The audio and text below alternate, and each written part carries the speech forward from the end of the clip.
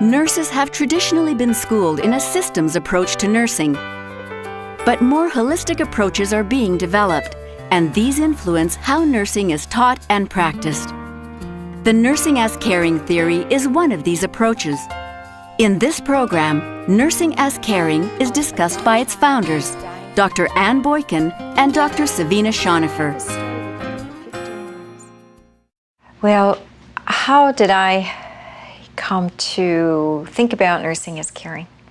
I've been a nurse since the 60s and have studied nursing in regular ways, studying it from a systems perspective, teaching it from a systems perspective, just as I was taught. And I think that's very common with faculty, that we teach as we were taught. And all of the different places that I had taught, there was one thing that always bothered me, and that truly was that I didn't think we were really studying the discipline of nursing. I knew we were focusing on medical science and bringing a little bit of nursing in at the end called nursing care. But somehow or other, I just knew we never focused on the person. But I really didn't know how to do that either, because I'd never witnessed it, I'd never been taught that, so I didn't know. And in 1981, when I came to Florida Atlantic University, the model for the study of nursing was systems model, pretty much like it was at a lot of institutions at the time. And in the early 80s, I had an opportunity to attend an International Association for Human Caring conference. And that really changed my life, because it was a very small group of scholars devoted to the study of caring. Jean Watson, Dolores Gott, Doris Riemann, Madeline Leininger, Kathleen Valentine, just a small group. So over the years, in the very beginning piece of that, what we did is we were a very small faculty. And we came together at a table, and I said, let's bring our syllabus and let's look at what are we studying. And we did, including myself.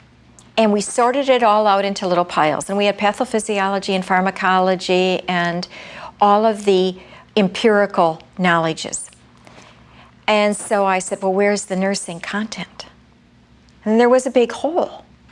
And how would we fill that hole? And over the course of many years, we developed the study of caring. We did a little bit of caring. We went to the literature and we studied it a little. And we realized that there was a formal way we could really study caring. And we began then to study Mayeroff, and we began to bring in works that were really substantively grounded in caring. And it was the nursing situation that really filled that void for the study of nursing. The importance of nursing as caring is that it is a perspective that is grounded in the humanness of personhood, that it is grounded in the phenomena of nursing as person. And that is what it is all about. It is coming to know person, to respond to person, to research from that human perspective, and to answer the questions that matter to those being nursed. In working with faculty, we recognized that there needed to be a shared consensus of an understanding of caring to undergird the curriculum. However, Ann and I wanted to go beyond that curriculum work and actually develop a full-fledged theoretical, systematic expression of nursing as caring. We asked ourselves, in our view, what's the unique focus of nursing? Where does caring fit as a central part of the unique focus of nursing? And what we came up with was the understanding that's stated in our statement of focus. Nursing is nurturing persons living caring and growing in caring. The first and most fundamental assumption underlying the theory of nursing as caring is that persons are caring by virtue of their humanness. So there's no question, we don't have to evaluate whether a person is caring or not. We start with that assumption. Simone Roach, who talks about caring, says that although it's innate within us, we have to draw it forward. We have to give the person something to respond to that matters to them to bring forth that innate capability. So from a nursing perspective, if I'm in the emergency department and I have someone who walks into that emergency department who's a rapist, how do I live out that assumption that persons are caring by virtue of their humanness? This person is a caring person. Now, it's my responsibility as a nurse to see past the act, because I am not there to judge that act. There's a system that we have to judge that. I am there as nurse to see the person as caring person and to nurture and support the person in what matters to them. Now, if I'm not able to get past the act, which sometimes happens because we are human, then I have to acknowledge that I cannot nurse. That then I may be able to do things to the patient, really putting that patient in an object role. You know, I may be able to start the IV, I may be able to do the things I need to do, but I cannot truly nurse because I'm not able to get to know you as a person and to come to know what matters to you. The next assumption that's really important to an understanding of the practice of this theory is that persons are caring moment to moment. Persons live their caring from moment to moment, express their own caring ways very uniquely. As living caring, we do live it moment to moment. How I live my caring right now informs me, changes me, and helps me to grow in how I live my caring in the next moment. And each moment is an opportunity for us to choose to live caring or not. We always have the choice to express our caring in the moment or not. But the obligation, if we believe that caring is the human mode of being, that all persons are caring by virtue of their humanness, the obligation is to pay attention, to be intentional in the living of caring moment to moment. Another important assumption underlying this theory is the idea that persons are whole and complete in the moment. And this is probably one of the most difficult or challenging assumptions to buy into. In nursing, we are used to taking a medical perspective approach, which appropriately is a fix-it approach. From our perspective of nursing and from the perspective of this theory, there is nothing to be fixed. There is nothing that's broken. There are no deficits. The function of nursing in the world is to recognize the person as caring, as living caring uniquely, and then to affirm, support, and celebrate that person in their caring, and in that way participate with them in living their hopes and dreams for growing and caring. The assumption that persons are whole or complete in the moment is a precious assumption to me. I am always with you with the intention of knowing you as person. You are never part, you're never defined by part, you're never an arm, you're never a leg, you're never a heart. You are always whole. And it's my responsibility, through authentic presence, to be with you to come to know that wholeness. The next fundamental assumption underlying the theory of nursing as caring is that personhood is a way of living grounded in caring. And that, of course, is one of the things that we attempt to achieve in the caring between, enhancing personhood, enhancing our capacity to live caring in the world moment to moment, living grounded in caring. And associated with that is the next assumption that says personhood is enhanced through participation in nurturing relationships with caring others. And that's where nursing practice comes in. And then the final assumption, which we believe is important, contextually at least, is the idea that nursing is both a discipline and a profession. Nursing is indeed a very privileged discipline and profession. And as such, it is incumbent upon us to really be able to articulate the specialized, unique knowledge of nursing and of professional practice. So when we say that a discipline has a domain of knowledge, for example, we have said for many, many years that caring is the essence of nursing. That's something that every nurse would probably agree to. Yes, caring is the essence of nursing. So if that is true, then I believe that that caring becomes a domain of knowledge which we are obligated to study. That's why we ought to be studying caring in every nursing program, whether it is nursing as caring or just studying caring, because caring is a very special domain of knowledge within our discipline. So one of the most important concepts that we work with in the theory is the idea of nursing situation. And we understand nursing situation to be a shared, lived experience in which the caring between nurse and nursed enhances personhood. It is in the nursing situation that nursing is created. It's in the nursing situation that nursing is known. We believe from our work with practicing nurses and from our study that all that is important of nursing is known through the nursing situation. We use the nursing situation as a medium for study. Nursing situations, once they've been lived originally, creatively, can then be used to study nursing. And as each student enters into that situation, the situation actually lives and continues to evolve and grow.